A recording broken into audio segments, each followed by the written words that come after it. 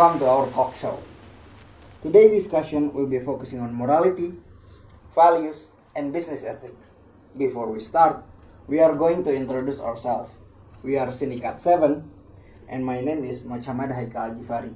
You can call me Haikal, and I'm from Informatics Engineering at ITS.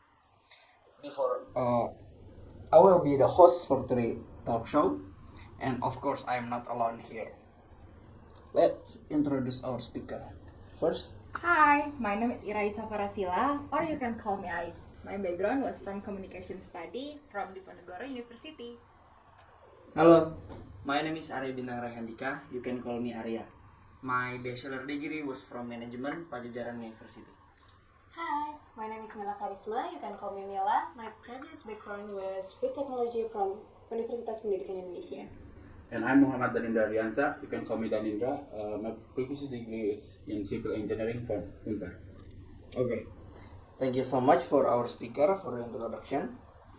So moving on, without further ado, let's move to our first question of the discussion. Okay, so the first question is, how do moral foundation and values based on squads inform you about your own ethical decision making, especially in business context? Maybe we can start from Arya. Thank you, Haikal, for the question. I think it's a good topic to start with.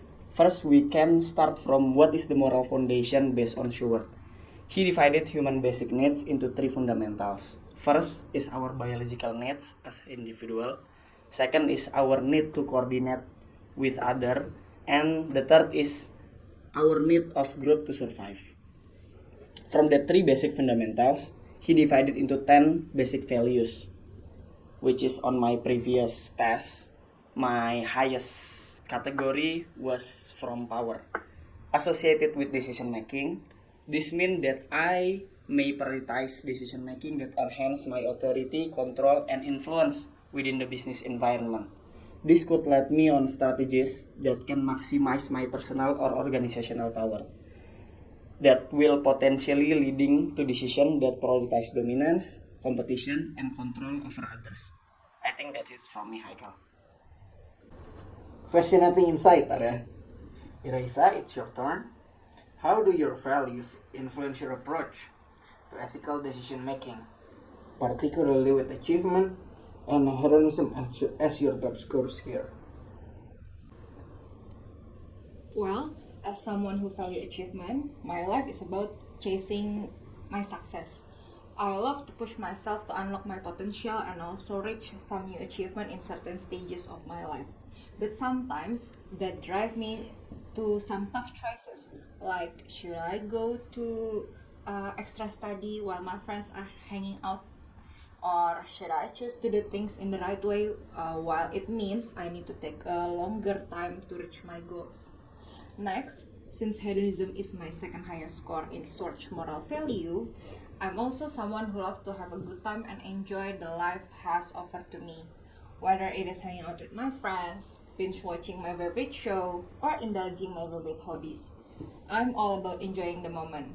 But sometimes those instant gratification can clash with the bigger picture, like should I chill with my friends instead of study before joining the class, even if it's risking my scores. Well, to balance this, I need to figure out what is important to me and make choices that align with my value. It's about setting goals for myself and working hard to achieve them, but also not forget to enjoy along the way. It's okay if I mess up because it is part of my grown up and also learning from my experience. What matters the most is staying true to myself, being responsible for action that I take, and also striving to be the best version of me. That's a great perspective, Iraisa.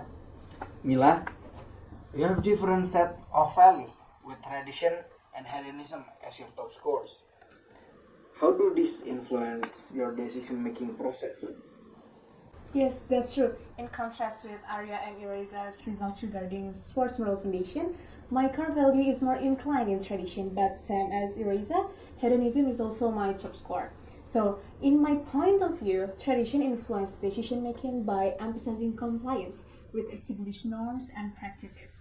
In a business context, this may manifest in decisions regarding company culture, organizational structure, and also respect for industry standards. For example, when we face with decision to adopt new business practices, my inclination towards tradition may cause me to consider the importance of maintaining continuity and stability within the organization.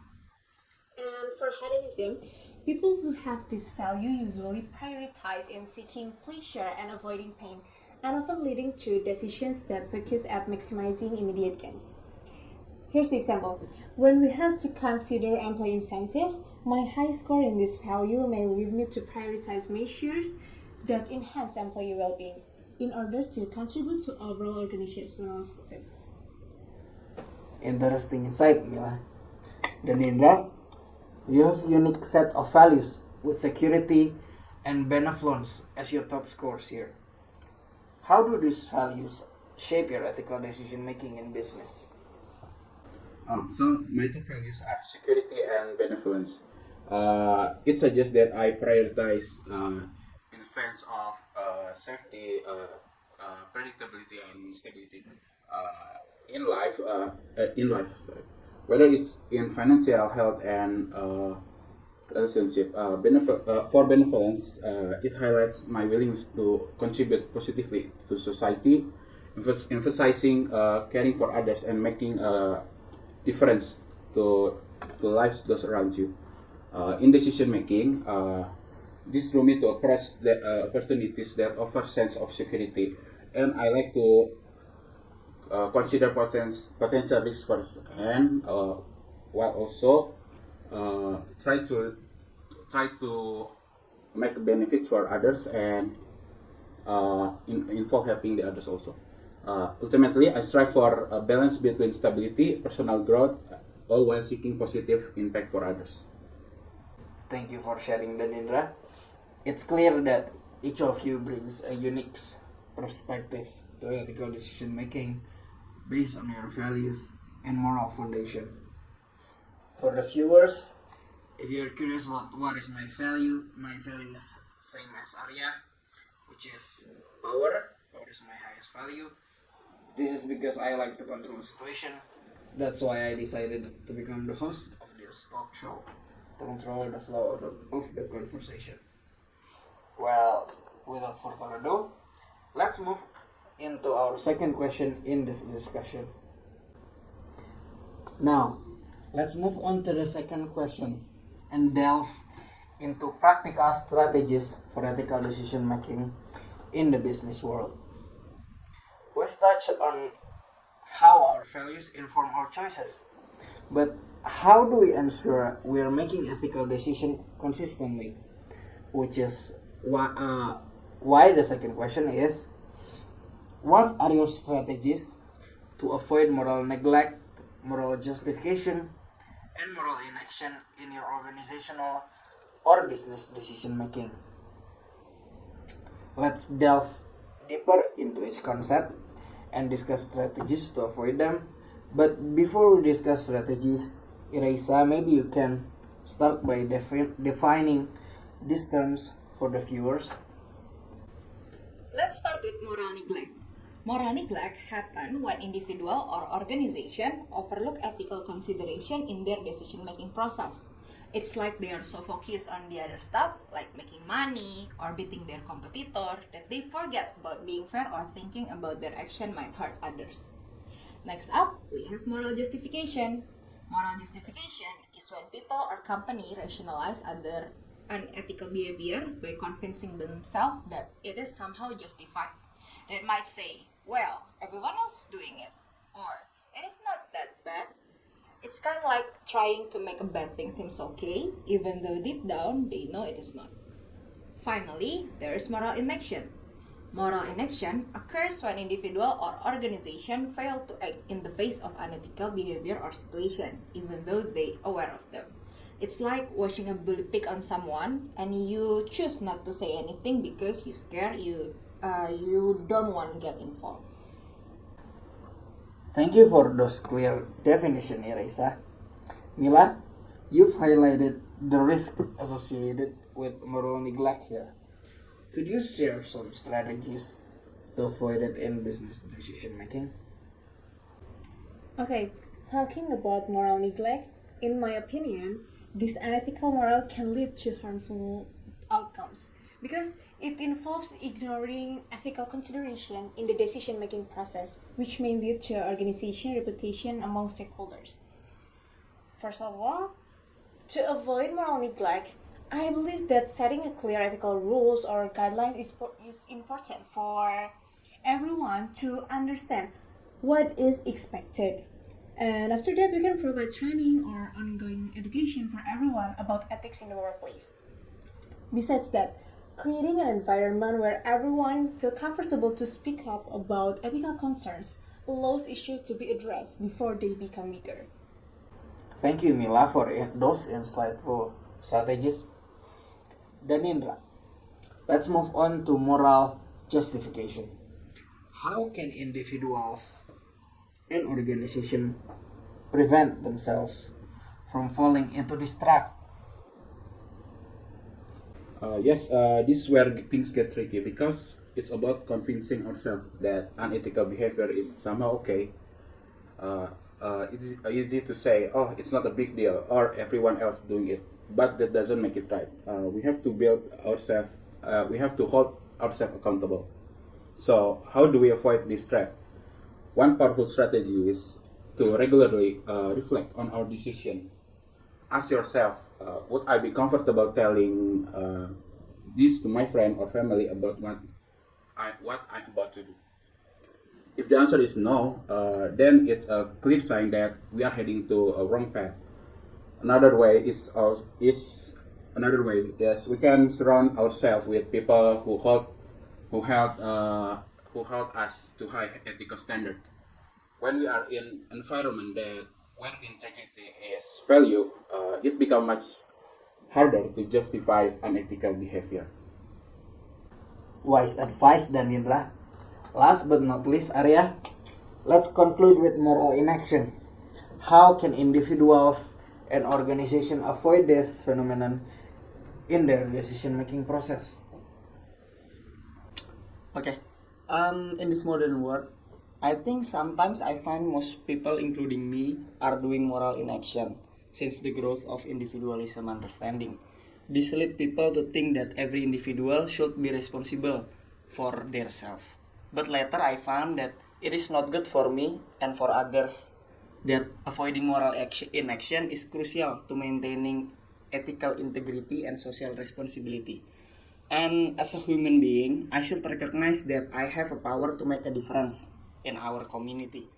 That I don't passively accept unethical behavior or turn a blind eye into a wrongdoing. I should stand up for what is right, even if it is difficult or unpopular to others. Maybe we can start by doing transparency or open communication where people feel comfortable raising ethical concern or reporting misconduct. Maybe by providing multiple channels for people in the organization to voice their concerns, such as anonymous hotline or suggestion boxes, can be done by the companies to avoid moral inaction. Thank you, Arya, for those valuable insight. It's clear that proactive measures are essential for maintaining ethical integrity in business decision making. For the viewers, the conclusion for the second question is, if we create an environment of people who hold high ethical values or ethical standards, and everyone feel comfortable to speak up, we can negate those moral issues. Stand up for what's right, even if it's difficult to stand up. That's it. Let's move to the third question. We are now shifting our focus to the role of ethical theories in solving ethical issues or dilemmas in business decision making. We are going to explore how different theories of ethics inform our approach to solving dilemmas in business, especially when it comes to legal aspect and sustainability, which is related to the third question. The third question is, in what way do or should theories of ethics such as deontological, consequentialism, virtue ethics, and stakeholder theory, inform you about solving ethical issues or dilemmas in your business.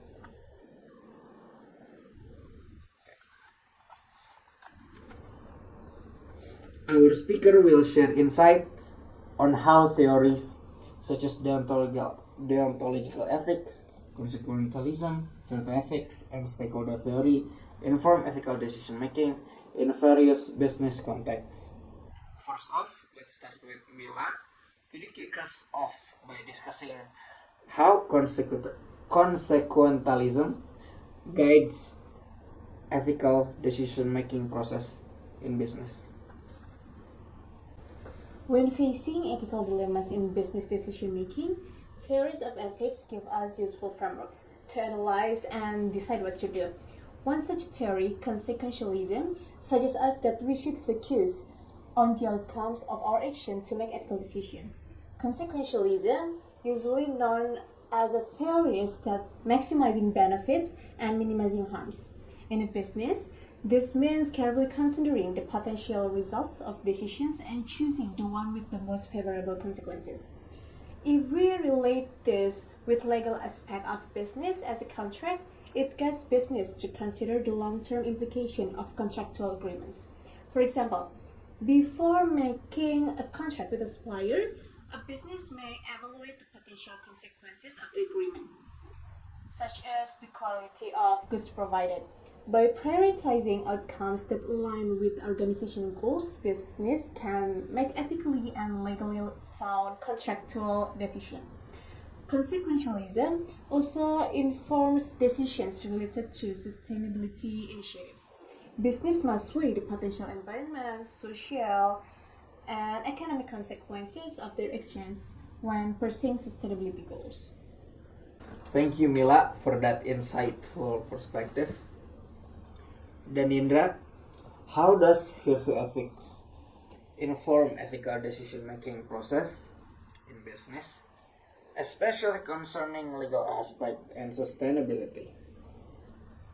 Virtue ethics, it emphasizes the cultivation of moral character and virtues such as honesty, integrity, and fairness.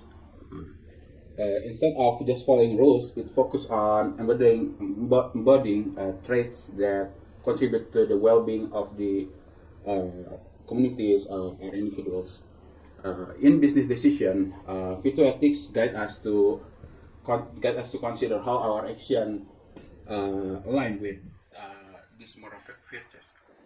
For instance, in contractual dilemmas, rather than solely prioritizing legal technicalities, we should also prioritize the honesty and transparency. Similarities with sustainability, we should also seeking the solution that that benefit both our businesses and environment. Furthermore, virtue ethics guide us in viewing legal compliance not just as a requirement but as an opportunity to exercise moral values. For example, instead of just meeting the minimum safety standards, we should also strive to create a workplace culture that values employees' well-being. Thank you, Danindra, for that insightful perspective on virtue ethics. Next is Iraisa. Let's move our discussion by exploring stakeholder theory and its implication for contracts and sustainability. Absolutely, Haikal. Talking about stakeholder theory, well, you can think of it like this. When a business makes decision, it's not just about making money. Stakeholder theory says business should consider everyone who might be affected by their choices, like their employee, customer, suppliers, and even the environment. In contracts, there are those agreements between companies that lay out what they'll do for each other. Now, with stakeholder theory, the business don't just think about the contract itself. They also think about how it affects everyone involved. For example, when a company signs a contract with a supplier, they should think about whether the supplier treats their worker fairly and follow environmental rules, not just the price they offer. Now, on to sustainability. This is all about taking care of our planet for the future. With stakeholder theory, business consider how their decision impacts sustainability. So, if a company has to choose between using a cheap but harmful material or a more expensive but eco-friendly one, stakeholder theory encourages them to think about the long term, about the environment and the community. Thank you, Iraisa, for the definition and the example of stakeholder theory in business decision making. Next is Arya. You've touched upon deontological ethics and its significance in prioritizing fairness, honesty, and respect in business decision, including contracts and sustainability. Could you elaborate on how this theory guides ethical decision making in this area? Yeah, sure, Haikal. Deontological ethics suggests that individuals should act based on what they believe to be morally right, regardless of the consequences. It means that right action should be performed even if the result is negative. Like you said before, in business context, deontological ethics ensure that we prioritize fairness, honesty, and respect for others. For example, like telling the truth. No matter the result is, you may tell the truth to your friends, to your workmate, to your client, or even to the community, even if the result is unfavorable outcome. Moreover, in the decision related to sustainability, deontological ethics plays a significant role. Imagine a company that is committed to environmental sustainability. Upholding ethical principles means that the company prioritizes their action in minimizing waste, reducing carbons, even if it involves higher costs or reducing their profitability. But by prioritizing our ethical duties to the environment, business will contribute to a more sustainable world, like what Michael Jackson said in his song, "Make a little space, make a better world." Sing, Iraisa. Heal the world, make it better place for you and for me and the entire human race. That's it, Haikal. Thank you, Arya, for that beautiful singing and for highlighting the importance of deontological ethic in business decision making.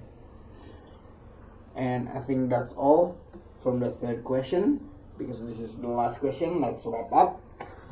Okay, guys, today we've talked about how our values shape the decision we make in business, whether it's power, achievement, tradition, security, and benevolence.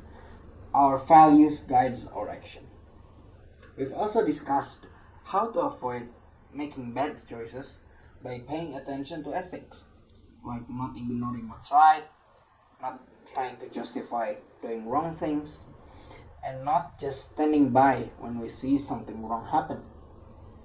We've learned that ethical theories, like thinking about the consequences of our action, focusing on being a good person, sticking to the rules even when it's tough, and considering how our decision affect everyone involved, can help us in making better choices in business. As we wrap up, let's remember that making ethical decisions is essential for a fair and sustainable business world. Thank you to all our speakers and listeners for joining in today's talk show. Let's keep striving to do what's right in our professional life. See you. Bye. Heal the world, make it better place. Kalau nanti langsung masukin backsoundnya bareng tuh. Cut.